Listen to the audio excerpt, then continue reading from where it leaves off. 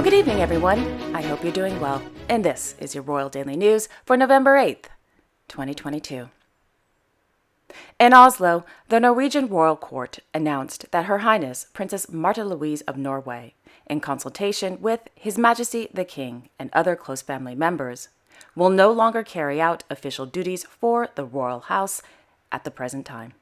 The princess is patron of various organizations, and this morning she informed them that she is relinquishing her patronage role, which has provided the framework for her official duties. The organizations previously under her patronage will be offered to other members of the royal family. It was the wish of the princess to draw a clear line between her own business activities and her relationship with the Royal House of Norway. In 2019, Princess Märtha Louise decided, in consultation with her family, not to use the title of princess in connection with her business activity. This principle will now apply to her fiancé, shaman Durek Verrett. Accordingly, they will not indicate an association with the Royal House of Norway in their social media channels, with the exception of at Princess Märtha Louise on Instagram, in media productions, or in connection with other commercial activities. In practice, this means that the princess and the shaman will avoid mention of this association in activities such as social media tagging, the use of princess title, or the use of pictures or references to other members of the royal house in channels where commercial activity also takes place. This includes interviews primarily intended to draw attention to commercial activity. This is intended to draw a dividing line that more clearly separates commercial activity from the Royal House of Norway. The objective is both to prevent misunderstandings regarding the royal house and to allow the princess and the shaman greater freedom in their business activities and other parts of their lives. The Norwegian Royal Court also confirmed that, in accordance with the king's wishes, the princess will keep her title as princess. On a side note, a Styles is HRH, His or Her Royal Highness, and HH is His or Her Highness. Anyway, the princess will continue to serve as chair of the board of the Princess Märtha Louise Fund. When the shaman and the princess are married, the shaman will become a part of the royal family, as did Mr. Erling Lorentzen, Mr. Johan Ferner, and Mr. Ari Bean. But, in accordance with tradition, the shaman will not have a title or represent the Royal House of Norway. Princess Märtha Louise and the shaman will attend important family-related gatherings, such as birthday celebrations, as well as certain major sporting events that the royal family traditionally attends together. In a video message posted on her Instagram account in Norwegian this morning, the princess said, quote, "After a period of many questions related to me and my fiancé's role, I have decided that at the present time I will no longer perform official duties for the royal household. I am making this decision in consultation with my parents, the king and the queen, in order to create peace around the royal house." End quote. Since their relationship became known in the media, the princess and the shaman have received criticism from the press and online for vaguely combining commercial interests and the princess title. Moreover, the shaman has been criticized for several of his controversial statements. For example, I reported several weeks ago that the shaman claimed that his $222 Spirit Optimizer, which also comes in turquoise, helped him quickly recover from COVID-19. When the couple announced their engagement earlier this year, there was quite a bit of, negative criticism. In the video, the princess addresses this, stating, quote, "Every time someone in the royal family has gotten engaged, it has created a lot of attention and negative publicity. And also this time too. I therefore hope that this decision will contribute to further clarity around my roles as, on the one hand, the daughter of Norway's head of state, His Majesty the King, and as a business owner and private individual on the other." End quote. In his statement, the shaman said that he always wanted to support his fiancée, Princess Märtha Louise. And I want her to be happy. If her life has become difficult because of some of the things that I have done, then that was never my intention. The same goes for her parents, the king and queen. I want them to be successful in the important roles that they have. I have, through the conversations with the family, learned a lot. I've gained a deeper understanding of the work of the royal family in Norway, and I respect their constitutional role. I know that some of the things I have said and done have been seen as controversial in Norway. Some have even argued that this has become a problem for the monarchy. I want to make it clear that this was never my intention. I wish Märtha's family well, and I want to do my part to support them in their roles. At the same time, it is important for me to maintain my own integrity and to be true to myself. I, like everyone else, have a right to autonomy, to determine what I believe in and to speak up about it. I hope what Märtha and I and the royal family have agreed on will create the space necessary for this balance to work and to be more robust. I also want to clarify that I am for the School of Medicine and always have been, because I have seen several occasions in my life where I've been saved by the School of Medicine, and I have great respect for the institution and for the people working in the healthcare system. I honor and respect them for what they do. However, I do believe that we should always use all available resources for health on our planet, not instead of, but in addition to the healthcare system. After the Norwegian royal court issued a press release, Their Majesties King Harald V and Queen Sonja of Norway sat down for an interview with the Norwegian broadcasting networks NRK and NTB to share their thoughts regarding today's announcement. His Majesty said, quote, "We have followed closely the discussions that has taken place in the press and among the people regarding Princess Märtha Louise's activities and mixing of tasks. We have now arrived at a solution which we hope and believe will give greater distance between the princess's activities and the royal house. We have arrived at an agreed proposal that we are all satisfied with." End quote. His Majesty the King also noted that it is a loss and that he's very sorry that the princess will no longer represent the royal house, stating, quote, "She is very good at it, and I know that those who have had close contact with her and for whom she has been a patron are very fond of her. She has also enjoyed it very much herself. I think she enjoyed these tasks. So it's a shame that she had to give it up, and I think she's sorry for that too." End quote. So it's a loss for the princess as well? His Majesty replies, "Yes, and for us." Their Majesties also spoke fondly about their future son-in-law, the shaman. Her Majesty the Queen also said that, quote, "The process was led by His Royal Highness Crown Prince Haakon and the Chief of Court," end quote. Similar to a mediator in a court case, I guess you could say. Her Majesty also noted, quote, "Even if we disagree on certain things, we are happy with each other, and that is the most important thing. So I have the feeling that the family is now very close to each other in a new and nice way. We have gained a great understanding of each other. It is, after all, two cultures meeting. I have the feeling that Durek now understands more of what the monarchy and the royal house stands for in our country. At least he says he's learned a lot. He is very nice and fun to be with." His Majesty the King also noted that he is very fond of the shaman as well, stating, quote, "It is nice to see that Princess Märtha Louise and Durek are doing well together. You can see that. And during this time, we had the opportunity to get to know him better. He is a great guy and very fun to be with. He has a great sense of humor, and we laugh a lot, even in this difficult time.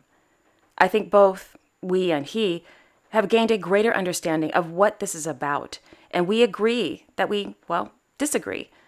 So we don't agree on everything, but we can live with our differences." End quote.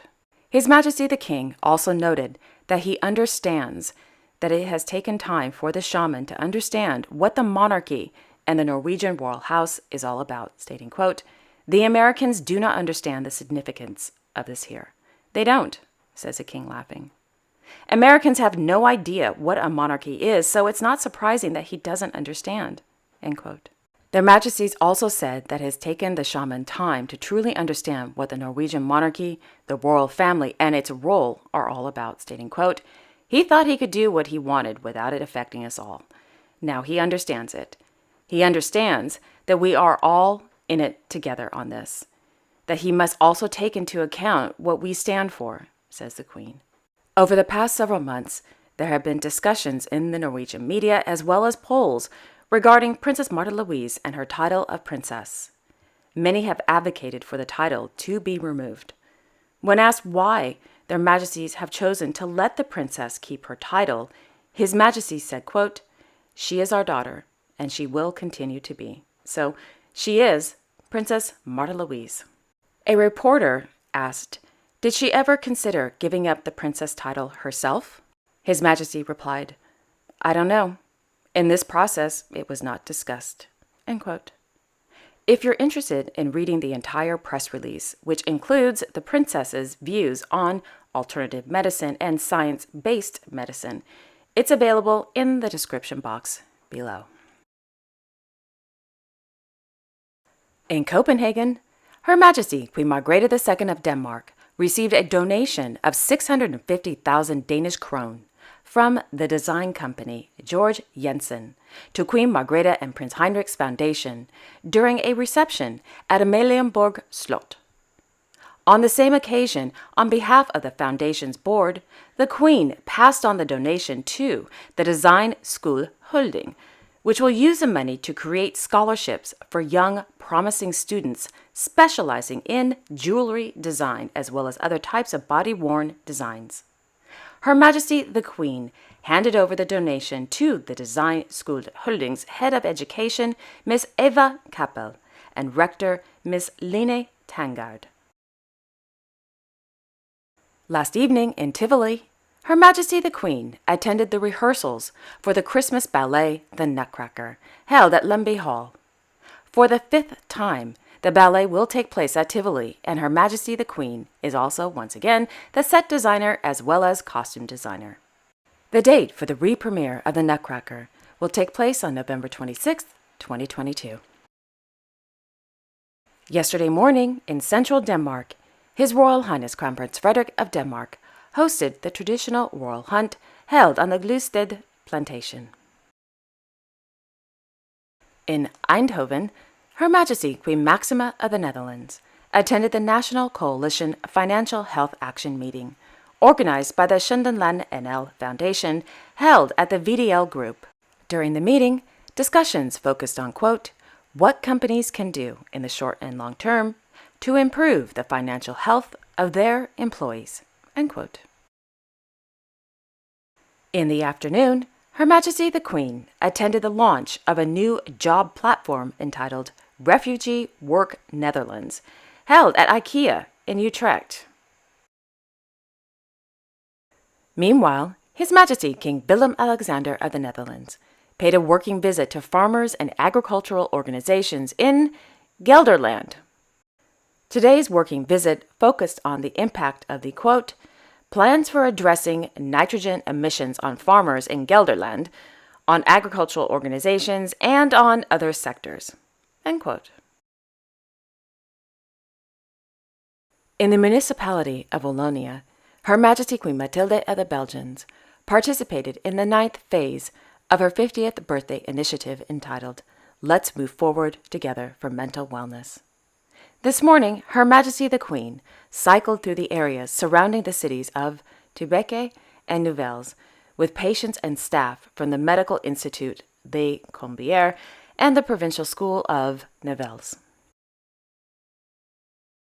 Yesterday morning in Boston, His Royal Highness Hereditary Grand Duke Guillaume of Luxembourg, accompanied by the Minister of the Economy, Mr. Franz Foyet, and the Deputy Minister of Luxembourg, Ms. Paulette Lenert, began their 4-day official visit to the United States.